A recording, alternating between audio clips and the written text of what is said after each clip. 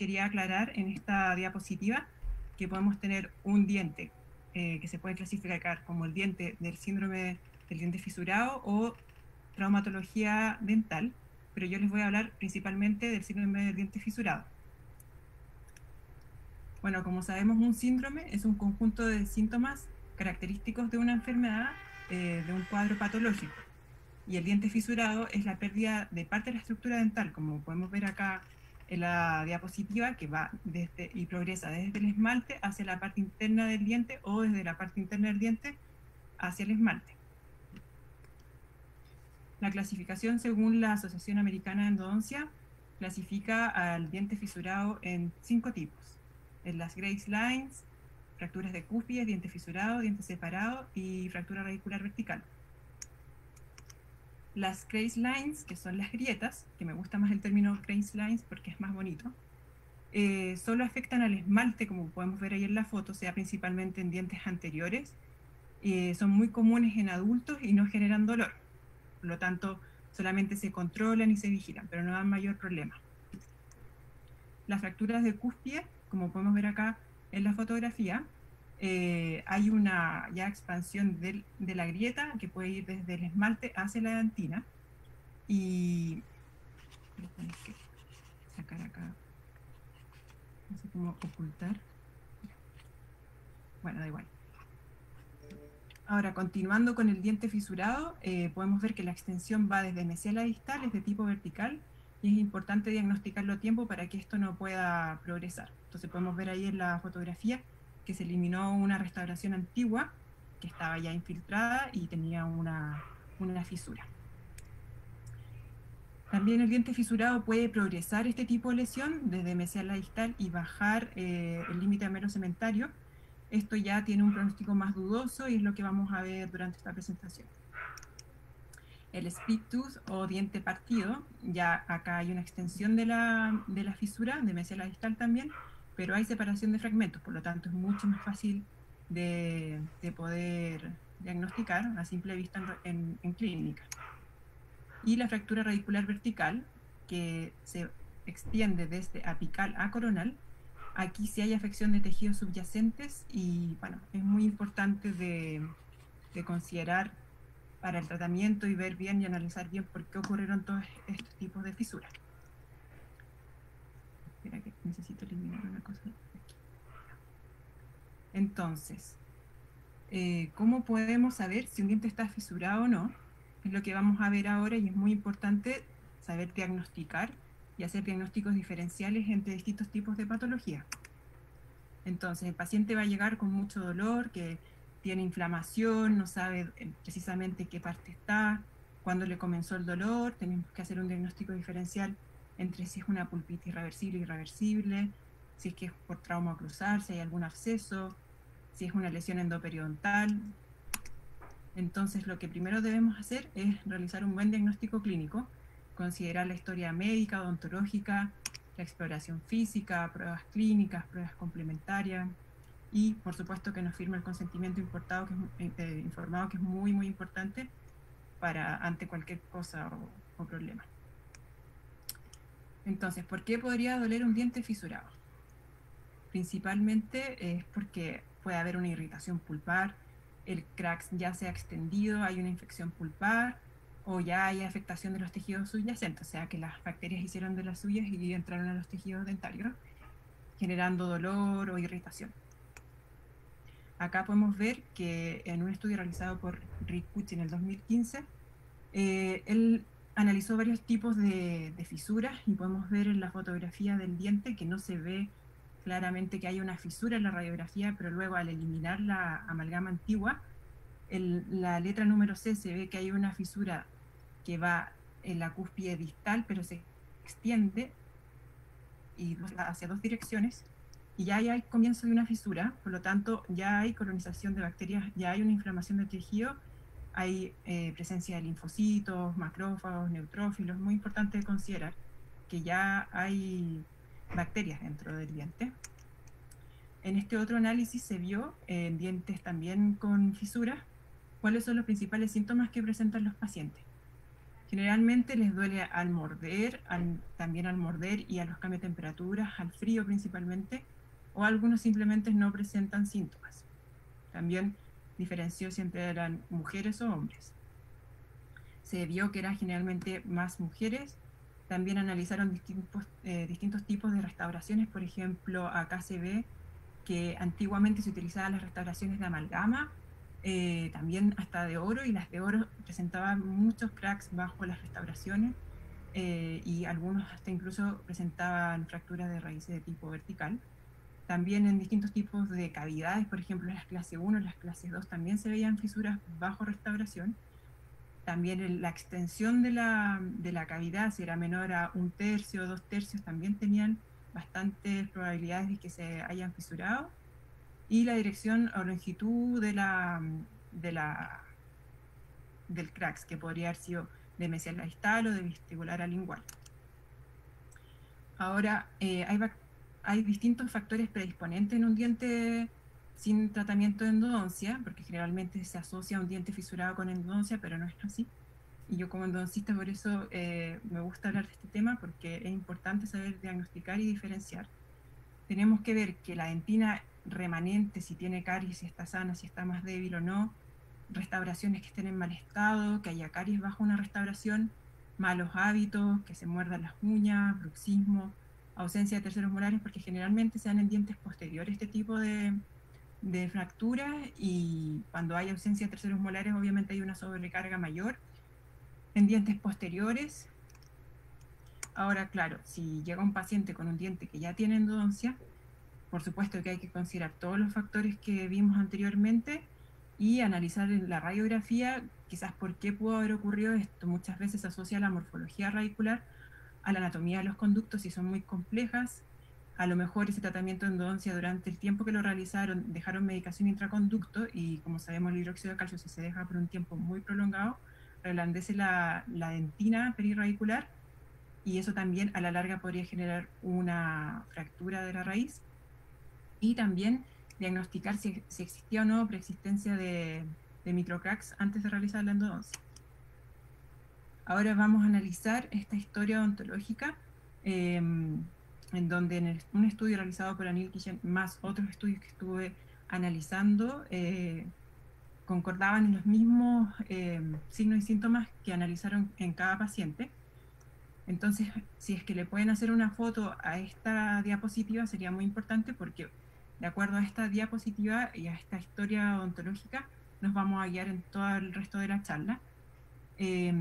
También, si quieren, les puedo enviar la pauta o el patrón de este tipo de historia odontológica, que en verdad la inventé yo, pero fue una suma de todos los artículos o papers que he leído para saber diagnosticar realmente bien una fisura.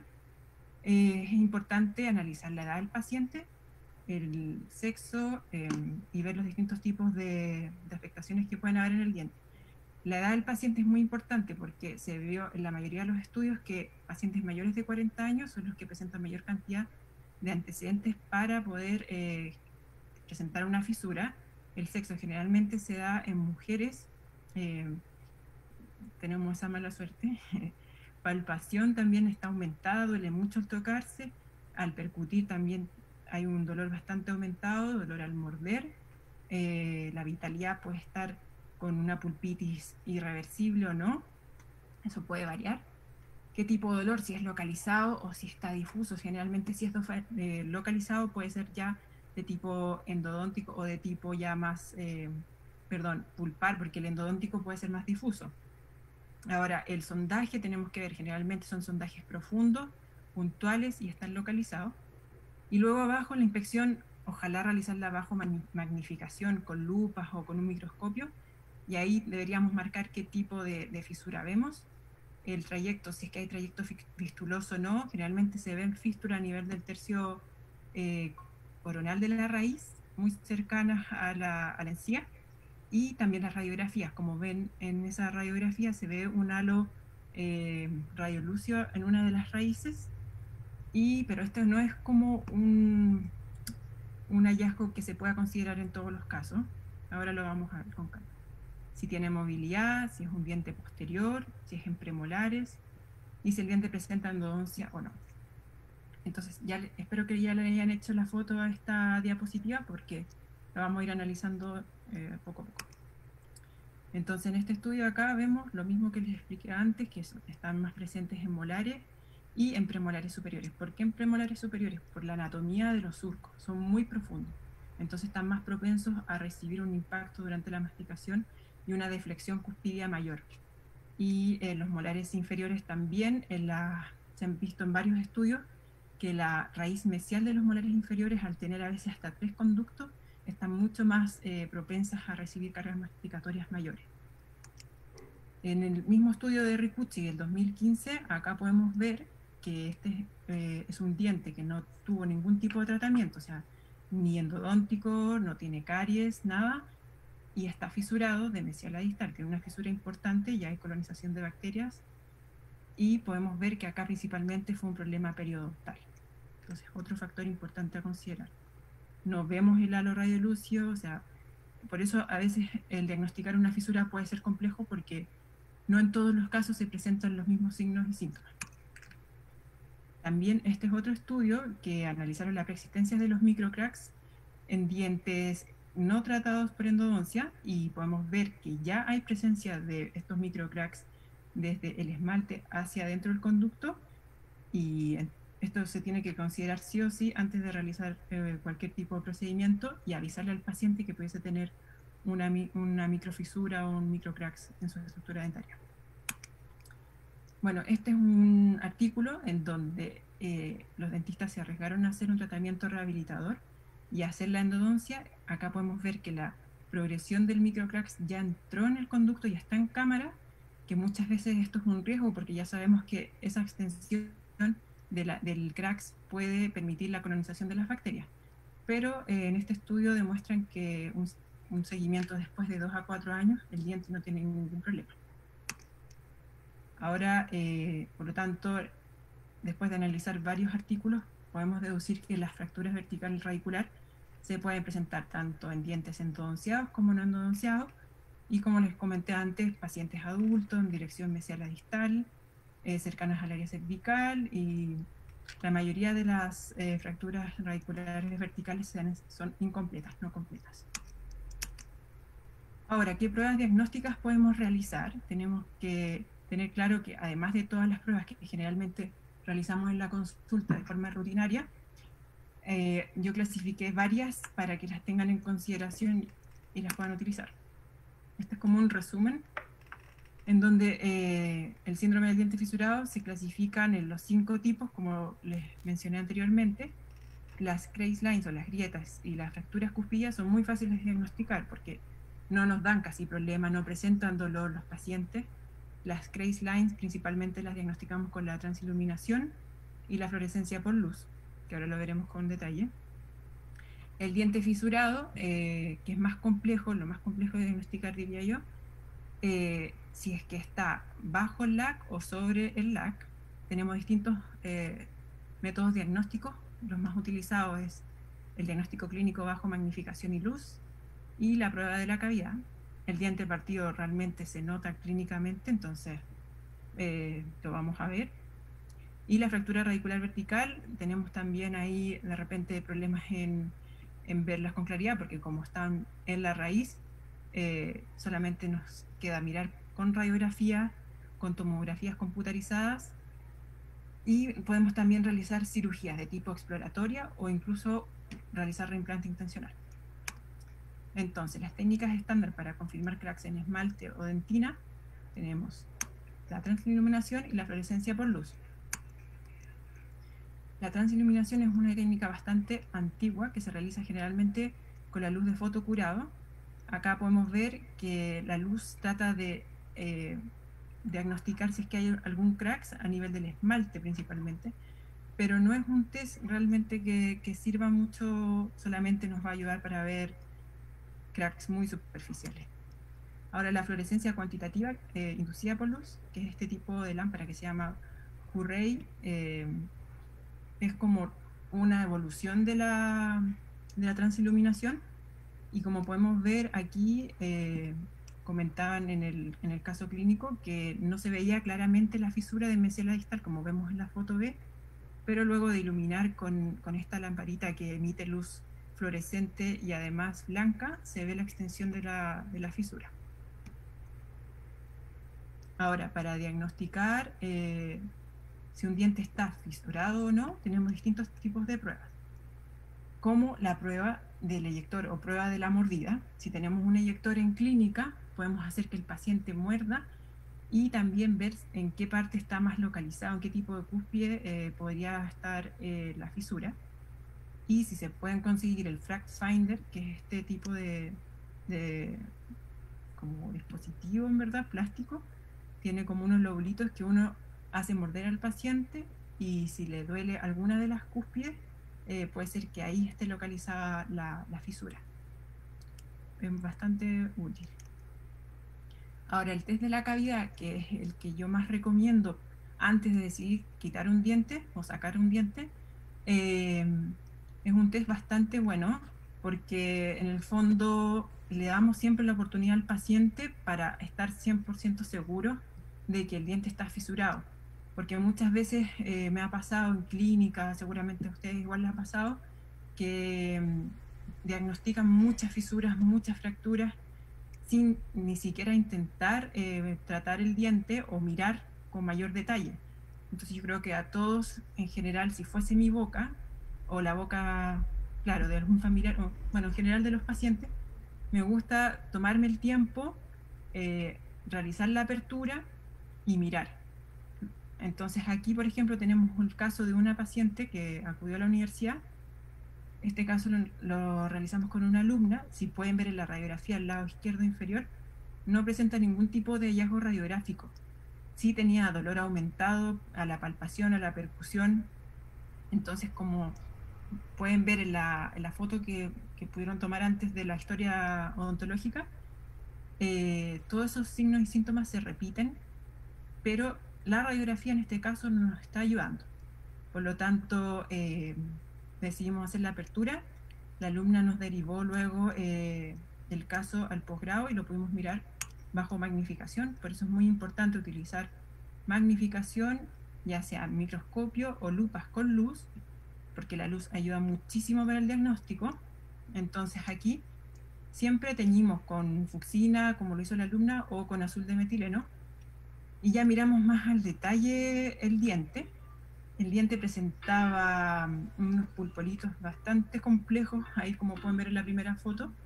Se limpió, se eliminó hasta donde, o sea, toda la fisura que se veía antes, pero así todo no se eliminó la fisura y continuó hasta el final, o sea, hasta comenzar el conducto distal. Y si ya penetra en la pared, eso no tiene muy buen pronóstico porque puede ser que haya colonización de bacterias a la larga. Así que lamentablemente acá la paciente se tuvo que extraer el diente. Y ahí, bueno, hay un pequeño vídeo explicando cómo se hizo la observación a través del microscopio, cómo teñimos con el azul de metileno, para asegurarnos realmente que este diente estaba fisurado.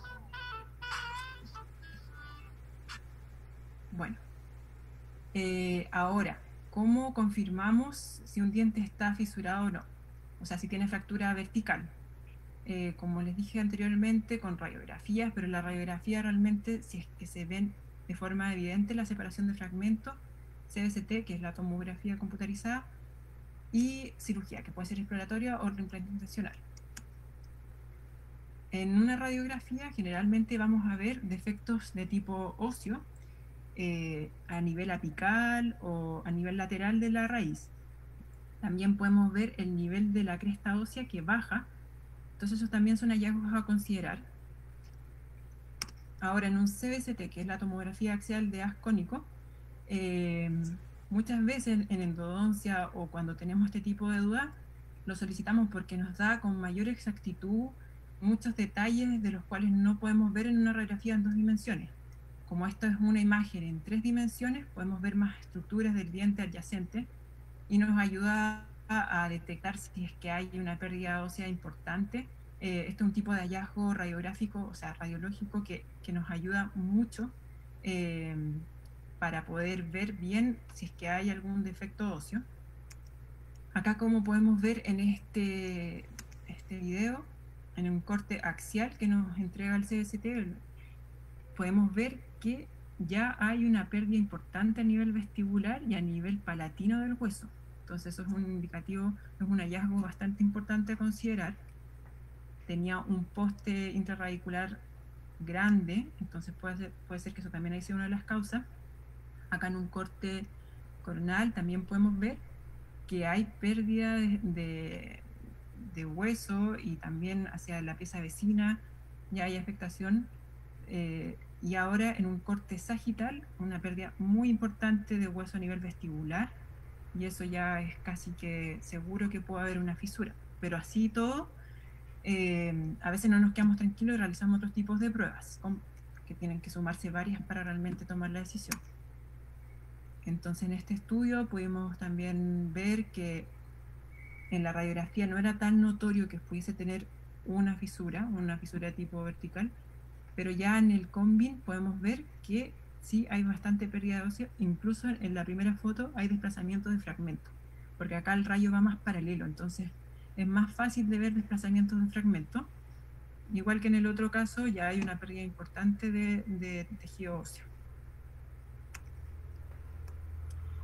Ahora, la cirugía. La cirugía, la verdad que también es una prueba diagnóstica bastante útil, y que es de elección de la mayoría de los endodoncistas que nos gusta la cirugía, porque levantamos un colgajo y podemos ver con precisión, sin tener que sacar corona o hacer otros tratamientos invasivos, si es que está presente o no la fisura. Acá, por ejemplo, este es un caso de un diente de 22, como podemos ver ahí. En el CBCT tiene pérdida a nivel óseo apical por vestibular, tiene presencia de fístula, un trayecto fistuloso a nivel del tercio cervical, estaba supurando cuando la paciente fue. Y acá, bueno, más o menos un resumen de lo que fue toda la cirugía. Se midió, tenía un soldaje de 10 puntual, se hicieron las descargas del colgajo, se hizo el CBCT para analizar bien todas las tablas celular, se hizo el debridamiento total del colgajo, se tiñó con azul de metileno y podemos ver la presencia de la fractura ápico-coronal. Ahora el caso que antes también les enseñé, donde la radiografía tampoco tiene una imagen muy obvia para localizar el tipo de fisura, pero sí vemos la pérdida marcada a nivel vestibular, alrededor en el corte sagital, y acá hicimos un tratamiento menos invasivo porque ya estábamos casi más seguros que podía haber una fisura, y solamente levantamos un pequeño colgajo, teñimos a nivel cervical un poquito más hacia el tercio medio, y ya se vio claramente la fisura, donde está la flechita. Luego lo colocamos unos puntitos y lo derivamos al cirujano para que le extrajera el diente y luego planeara su rehabilitación. Ahora, otra técnica que también la estamos usando bastante es el reimplante intencional. Esto es un procedimiento que es muy simple y predecible, y que se ha utilizado como recurso antes de extraer un diente, como último recurso. Acá les voy a enseñar un caso clínico que también realizamos en la universidad. Ahora les voy a explicar cada uno de los pasos. Era un diente 1.2 que tenía mucho dolor. Extrajimos, bueno, hicimos todas las pruebas diagnósticas, y lo único que nos quedó como para descartar que tuviera una fisura fue extraer el diente.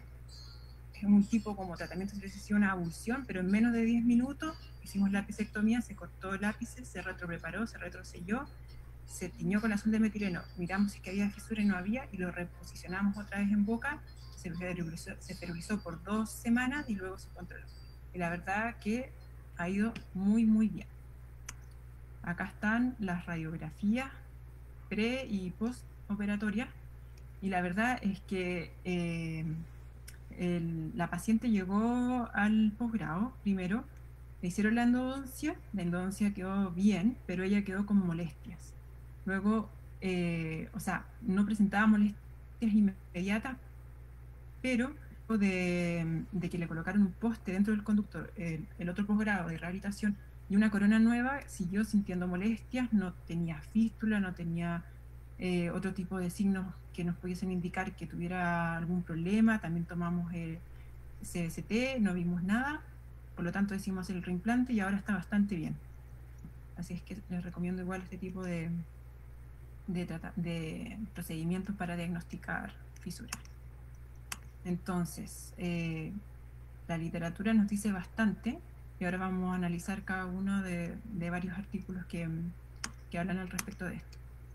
Es muy importante diagnosticar los factores de riesgo que pueden tener los distintos tipos de procedimientos, sobre todo en endodoncia.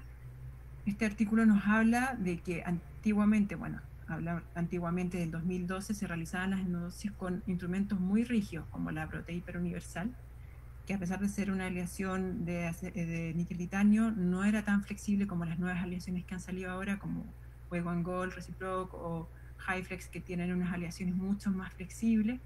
Trunatomy, que es la última que ya ha evolucionado.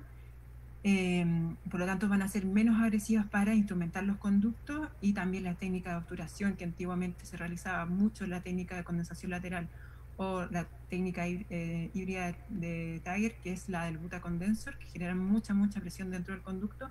Eso también podría haber generado muchas grietas o fisuras dentro del conducto. Ahora los sistemas de obturación son menos agresivos y se trata de generar la menor presión posible. Ahí está la diferencia entre una lima, una Proteíper Universal, que creo que ya no las venden, y las Proteíper Gold, que tienen una mayor flexibilidad, por lo tanto no genera tanta presión dentro del conducto. Acá podemos ver distintos tipos de cortes axiales en donde podemos ver la progresión de los cracks. La letra A, obviamente un diente sano. La B, existen tipos de grietas a nivel del esmalte. Luego, como se podría ver, una fractura cuspidea que aumenta desde esmalte a dentina. Y la letra D, que ya hay una fractura vertical radicular. Otros factores de riesgo que se han analizado en otros tipos de estudios. Acá podemos ver que puede haber una instrumentación excesiva dentro de un conducto, o se preparó mucho para un poste, la medicación intraconducto, la obturación del conducto en extremo, la aplicación prolongada de EPTA o de hipoclorito también podrían generar debilitamiento de la raíz.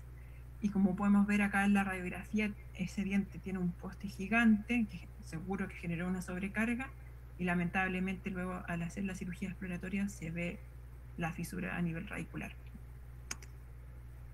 El uso de poste intraconducto, realmente las nuevas tendencias están llamando a no utilizarlos porque generan mucha presión, mucha tensión dentro del conducto, aumentan la fuerza de tensión, la concentración de estrés es mayor.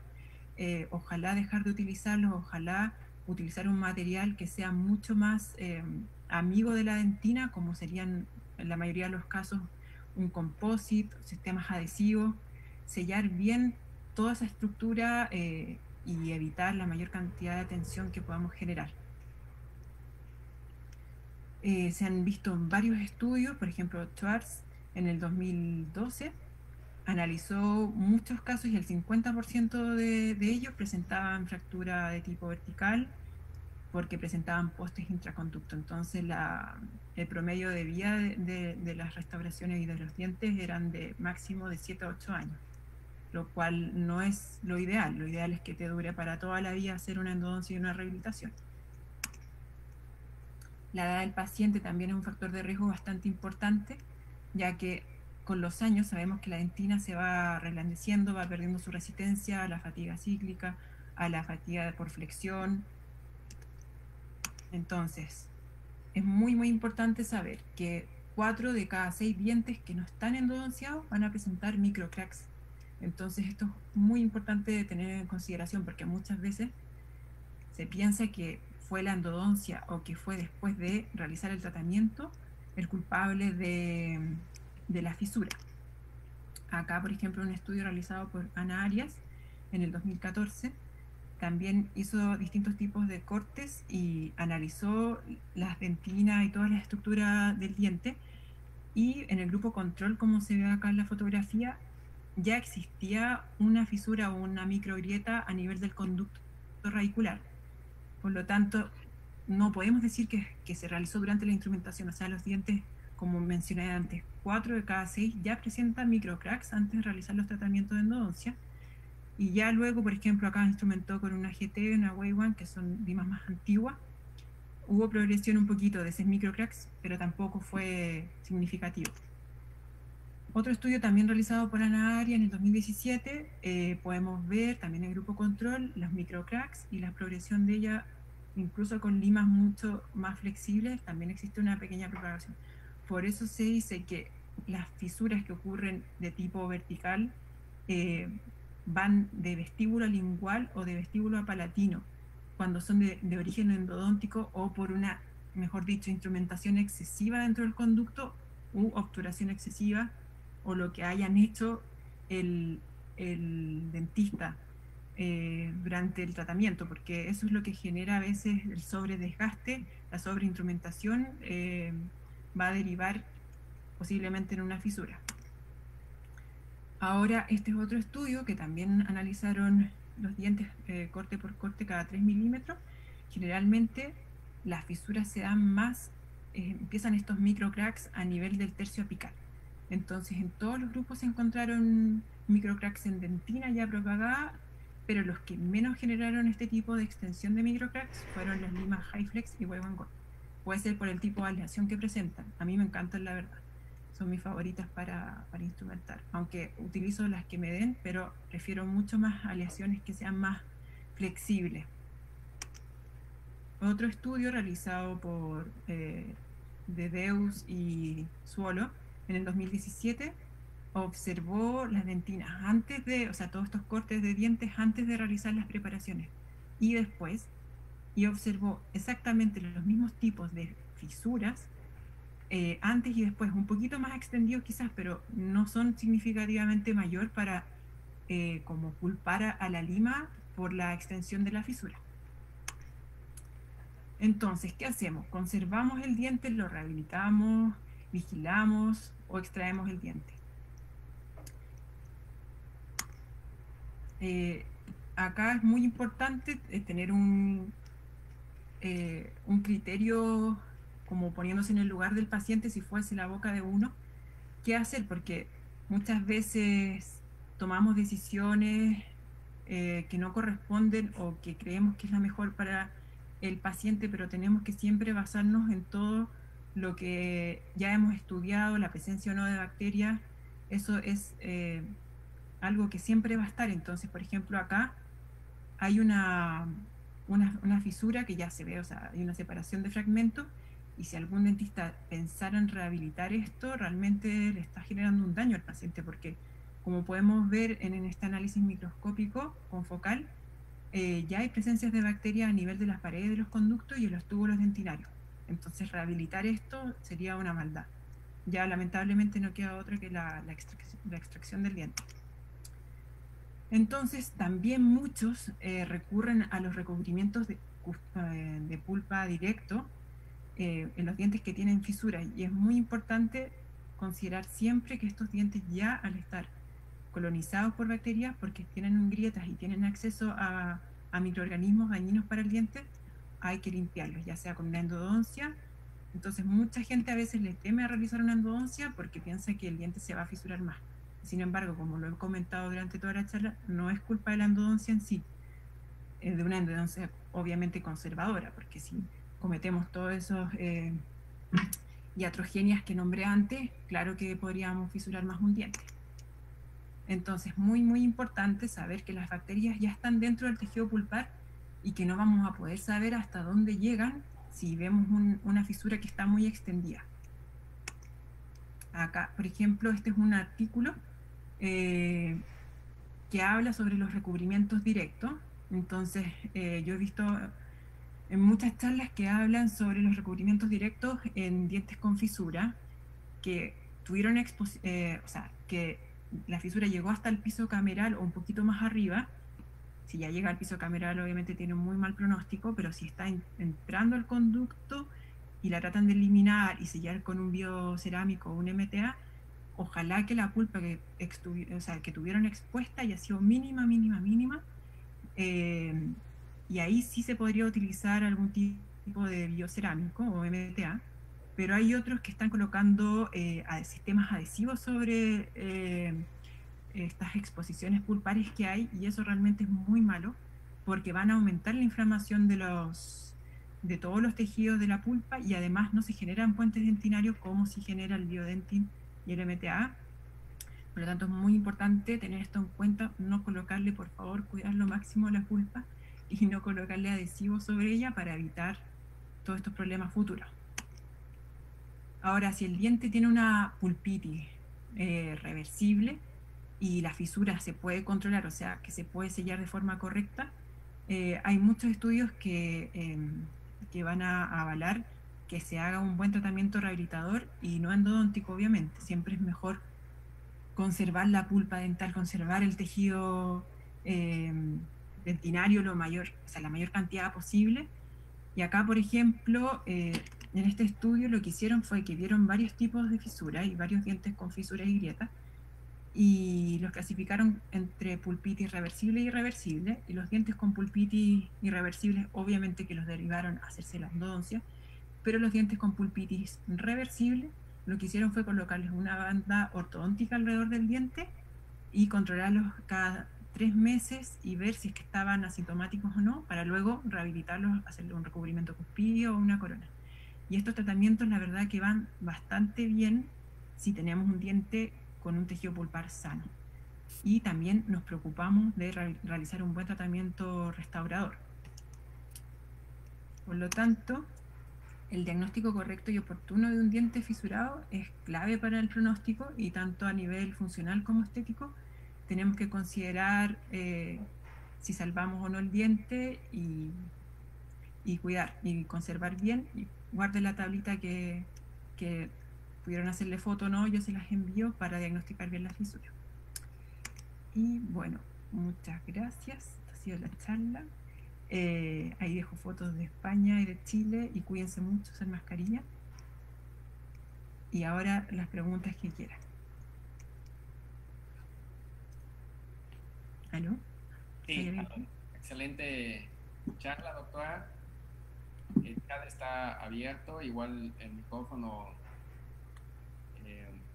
está activo para los doctores que así deseen hacer alguna pregunta.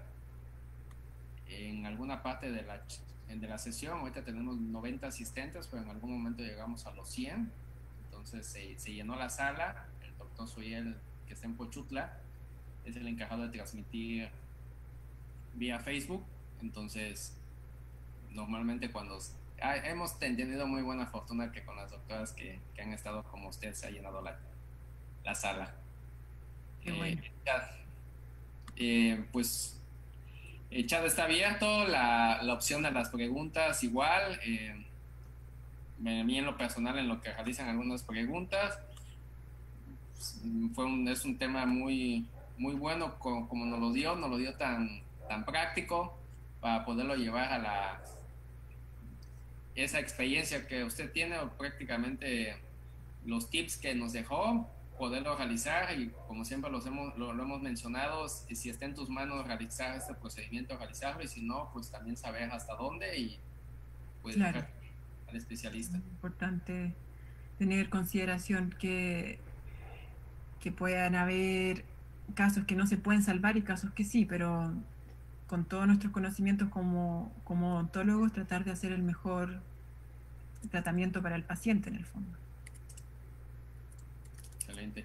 La doctora Lisette Palacios en el chat, pues más que nada es un agradecimiento. Muchas gracias por la información, doctora. Saludos. Igual si como es un chat de Zoom, solamente veo sus nombres, y nos pudieran al momento de escribir, ya sea saludar o preguntar, nos pudieran mencionar de dónde son, para que también la doctora pues sepa y todos sepamos de dónde nos están escuchando. La doctora Valeria Santiago Paulino pregunta: ¿el uso de postes de fibra de vidrio es también un factor de riesgo? Buena pregunta. Depende, porque lo ideal, o sea, es tratar de conservar la mayor cantidad de tejido dentinario perirradicular en el fondo. Si ya el diente está instrumentado, ya se le hizo la endodoncia, Lo ideal es no utilizar pernos tan grandes, o sea, postes de fibras tan grandes. Si le vas a colocar un perno de fibra, aunque lo ideal ahora se está viendo tratar de evitarlo, sí se pueden hacer estos pernos más anatómicos al conducto para no desgastar demasiado el diente. Lo ideal siempre es no colocarle más fresas ni nada que vayan a desgastar. Entonces, si es que tienes un poste que sea muy anatómico por todas las fibras que tiene, no estaría mal en dientes anteriores. Yo ya en posteriores he visto cada vez menos que no se usan. Eso. Excelente. Muchas gracias, doctora. Saludos a la doctora Valeria Santiago. Si nos puede decir de dónde nos escucha. La doctora Karen Cruz. Buenas noches, doctora. ¿Un diente con microfractura es propenso a una endodoncia? Con microfractura. Bueno, podríamos decir como una microfractura como un Kreislein o una fractura de cúspide muy pequeña. Primero que todo hay que hacer el diagnóstico pulpar y ver si es que está vital o está necrótico, o ver si tiene una pulpitis irreversible, tratar de diagnosticar primero si realmente es necesaria la endodoncia. Si no, si el diente sigue vital, responde normal a los cambios de temperatura, no es necesario hacer endodoncia. Tratar de conservar siempre el tejido vital en el diente. Gracias, doctora. La doctora Saraí Loesa. Muchas gracias, doctora. Excelente presentación. Saludos desde Huatulco. Saludos igual. Doctor Dante Pérez. Saludos, doctora. Excelente charla. Hizo un diplomado de endodoncia en la UT de Chile. Bonitos recuerdos. Bonitos recuerdos. Igualmente. Él es de Oaxaca y estuvo allá en Chile. Qué padre. Ah, mira qué bien. La doctora...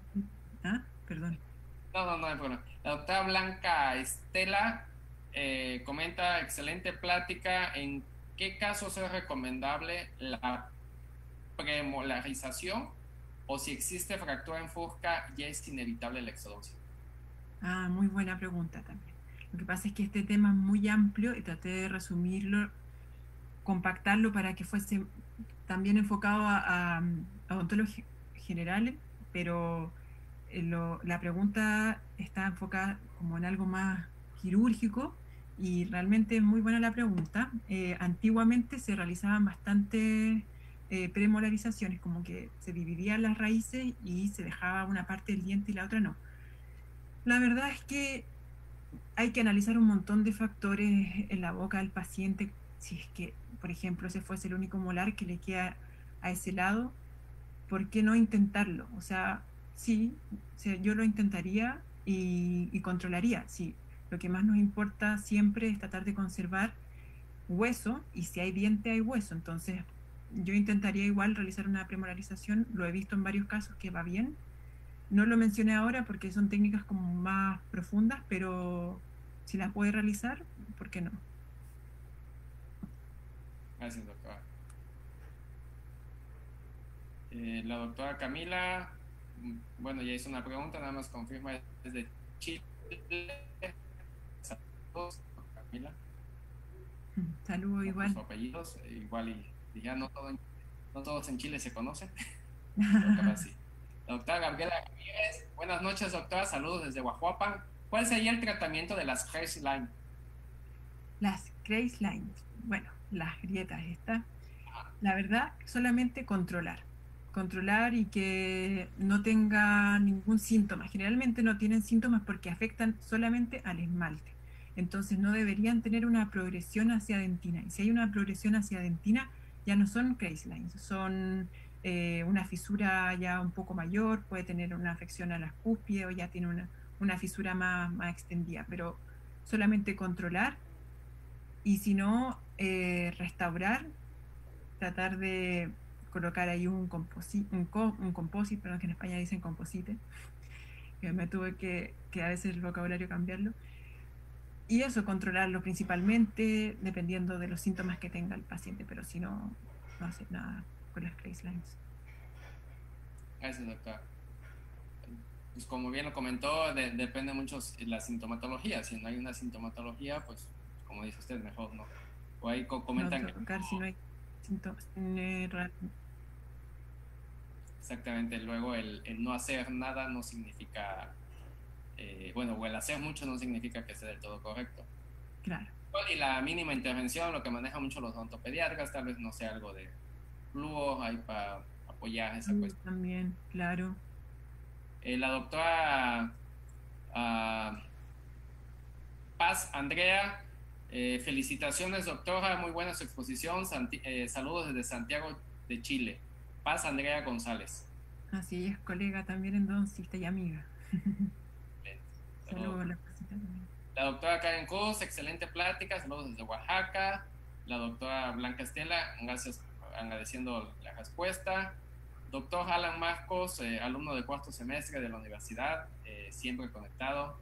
Excelente ponencia, doctora. Saludos desde Santo Domingo, Ingenio, Oaxaca. Un abrazo. Saludos igual.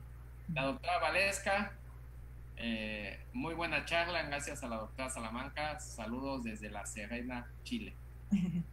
Saludos a también colega y amiga. Está la opción de que ustedes mismos se desactiven el micrófono por si gustan hacer una pregunta, un comentario.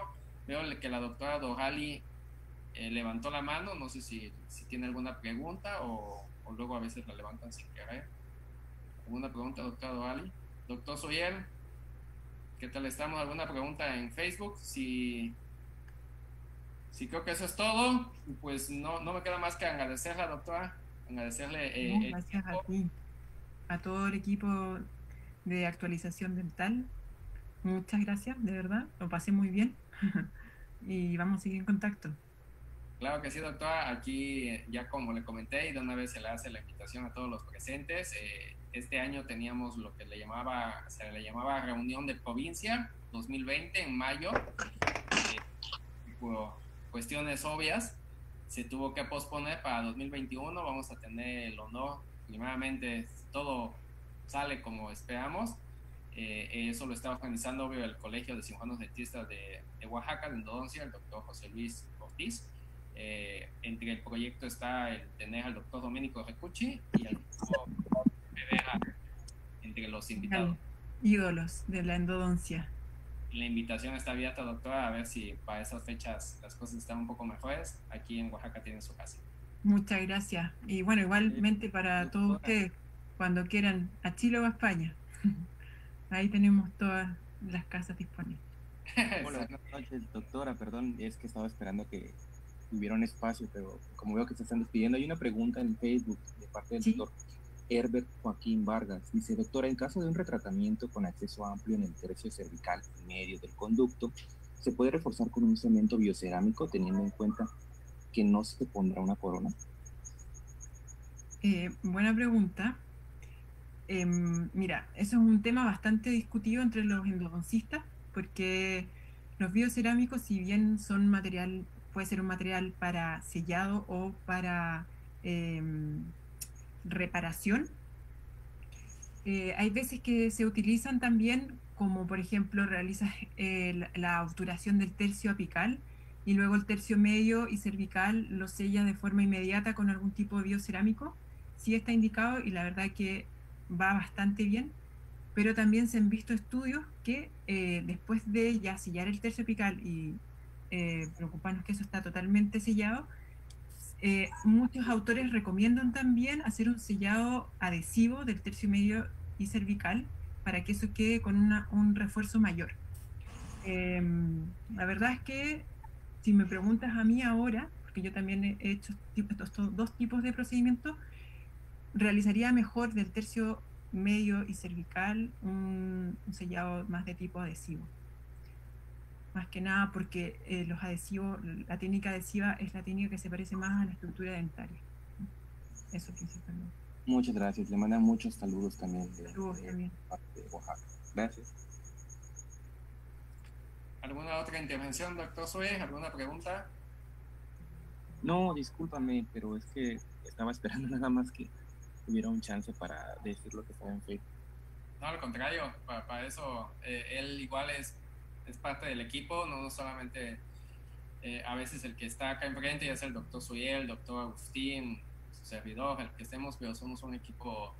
La doctora Lupita, que casi siempre está detrás de bambalinas, pero es la del número de contacto de todos los flyers que se publican, y creo que es la menos mencionada, pero es la que más trabajo tiene nuestra amiga. Muy buen trabajo, o sea, realmente sí, fundamental en el grupo. Es la que tiene el número de contacto, y cualquiera que desea saber algo, pues van al número de contacto, que es lo único. Y ahorita tiene mucho trabajo con ese número de contacto. Vamos a tener al doctor Henry Polanco próximamente, creo que el 13 de junio, y el doctor Jorge Vera igual en julio, el 13 de julio, si no me acuerdo, está invitado, doctora. Ya sabes, para escucharlo. Sí, vamos a estar presentes entonces. Ok, bueno.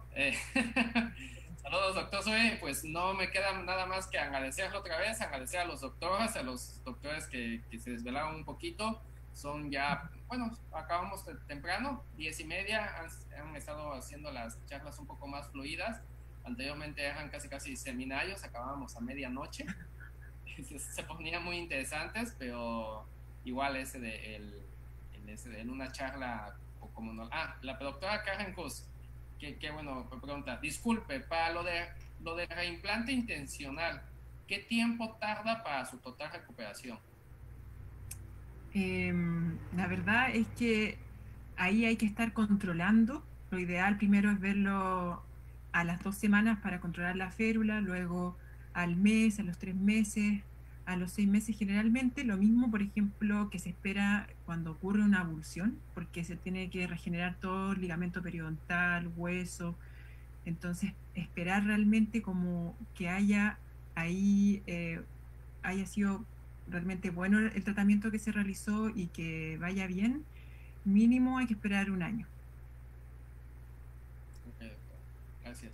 Entonces me pregunta, hablando de lo del reimplante, menciona que se tiene 10 minutos para realizar el tratamiento. Bien. O sea, lo ideal es que sea menos de 10 minutos. También, por ejemplo, la avulsión, cuando alguien tiene un accidente y luego le reimplantan el diente, debería ser en menos de 20 minutos, como lo dice la guía ADT. Pero lo ideal es mantener todo en condiciones de humedad, mantener humectado el diente con suero, no poner hipoclorito porque podríamos destruir todas las fibras que tiene todavía el diente. Entonces es un procedimiento rápido. Si quieren después puedo hablar de esto porque a mí me encanta. O sea, son técnicas quirúrgicas que parecieran ser invasivas, pero no lo son. Un tratamiento rápido, te confirma realmente si hay o no una fisura, eliminas el tercio apical, que es donde se encuentra la mayor cantidad de bacterias, demostrado por muchos artículos, sellas, reimplantas en ese tiempo, o sea, con todas las condiciones ideal, y luego controlas. Y la verdad que la tasa de éxito es de un 93%, la mayoría de los artículos lo dice, y es bastante buena. Yo lo recomiendo, a mí me gusta, he realizado varios, incluso, por ejemplo, tenemos un caso en la universidad que hicimos 2 reimplantes de caninos que no podían ser movidos con la ortodoncia, o sea que trataron de mover con todos los aparatos que usan los ortodoncistas y no se pudo. Entonces fuimos a pabellón, extrajeron los 2 caninos, se hizo la apicectomía de ambos, claro, uno primero y luego el otro, y se preparó el lecho. En verdad el lecho no se debería tocar mucho, pero en este caso el lecho quirúrgico se tuvo que preparar más para adaptar al diente luego en su mismo alveolo. Se ferulizaron y el caso también, o sea, varios casos de ellos han ido bastante bien, porque muchas veces los caninos están en el infinito del seno donde se metan y es casi imposible sacarlos. Entonces con estas técnicas, hacer la endodoncia fuera de boca, que se instrumenta por el ápice, que los ápices casi nunca están calcificados ni nada, entonces es muy fácil entrar, desinfectar y sellar y luego reimplantar. Así es que a varios congresos que he asistido últimamente de la Asociación Americana de Endodoncia, de la Asociación Europea, es de lo que más se habla junto con el autotransplante. El autotransplante es que, por ejemplo, te sacaron un molar y tienes un tercer molar que está ahí y puede ser como un donante en el fondo que se coloca en el diente que te extrajeron, o por ejemplo perdiste un diente anterior y se saca un premolar y se coloca en el lugar del anterior que ya no tenía solución en el fondo, y luego se daba la anatomía con el tiempo y la verdad que va muy bien. Así que cuando quieran les puedo hablar de ese tema también. Excelente, doctora, muchísimas gracias. Pues igual tomando en cuenta la situación que estamos viviendo, vamos a regresar, como todo el mundo o como muchas personas que saben del tema, a una normalidad diferente. La normalidad que antes teníamos es lo que estábamos hablando antes de que en el preámbulo que teníamos, ya no va a ser la misma. Y pues es muy buena que se sigan dando estos temas, que sigamos compartiendo, igual de nuestra parte, cuando, como le comenté, cuando tengamos algún tema, no dude en mandarnos un mensajito. A veces estamos un poco ocupados, pero siempre vamos a tener tiempo para usted. Gracias. Si hay algún tema que pues se pueda compartir, ya sea con sus alumnos de su maestría, con los de la licenciatura, pues yo creo que esto es algo que nos vino a dar el COVID, que tenemos que hacer, ya sea si ya no están esos lazos físicos, ese abrazo, ese apapacho, todo eso que se tiene en Latinoamérica y en Sudamérica, pero sí seguir con esa comunicación y sobre todo entre entre o personas que se dedican a esto, a transmitir la información, porque bien comentan que la información no sirve de nada si nosotros la tenemos acá guardadita y bien escondida. No, totalmente de acuerdo. Yo estoy muy disponible para lo que de verdad quieran. Estoy con tiempo, así es que el material está cuando quieran, de verdad. Bueno, muchísimas gracias, doctora. Igual, muchísimas gracias a los doctores y ya no queda ninguna pregunta más. Agradecer otra noche de actualización dental y agradecer a nuestro director, el doctor Agustín Santiago López, y a todo el equipo, que si no fuera desde el coordinador estudiantil hasta el máximo director, hasta nuestro CEO. Saludos, colega endodoncista, ¿verdad? Sí, el doctor Agustín tiene su maestría en endodoncia. Ahorita hizo el comentario se me fue el nombre, el jefe del departamento. Exactamente, el doctor Anguren estuvo ahí, se conocen, tuvieron una charla ahí en Argentina, luego nuestro jefe, bueno, yo le digo jefe, nuestro amigo más que nada, el doctor Agustín, anduvo hace años paseando por Sudamérica con el doctor Goldberg. Ay, Goldberg, que es el máximo. Exactamente. No hay alguien como él en su área, porque también tenemos de 50 años con radiografía y endodoncias que tienen un hueso que han recuperado, o sea, genial. Es el ídolo de todos los endodoncistas, yo creo. De todos, en verdad. Sí, y hasta de los que no son endodoncistas como tal, que llegamos a tener el día de escuchar, sobre todo cómo tiene sus casos que preserva ese hueso, son impactantes y decir, claro que es posible, como dices. Claro, sí. como él dice, trabajamos para el periodoncista, trabajamos para el periodonto, para mantenerlo sano, para mantenerlo estable. No, realmente. Sí, es único y es único todo lo que realizan los endodoncistas y todas las áreas, y qué bueno que podamos estar actualizados en esos momentos, saber hasta dónde poder hacerlo el día de mañana que regresemos a la práctica y hasta dónde ya no esté en nuestras manos y poder referir a los especialistas. Totalmente. Muchísimas gracias, doctora, muchísimas gracias a todos los asistentes. Una noche más, nos estamos viendo mañana viernes y mañana viernes en otro tema más. Saludos, doctora, hasta Chile. Ahí muchas gracias, igual. Por allí también por México. Gracias. A todos. Nos vemos. Chao. Chao, chao.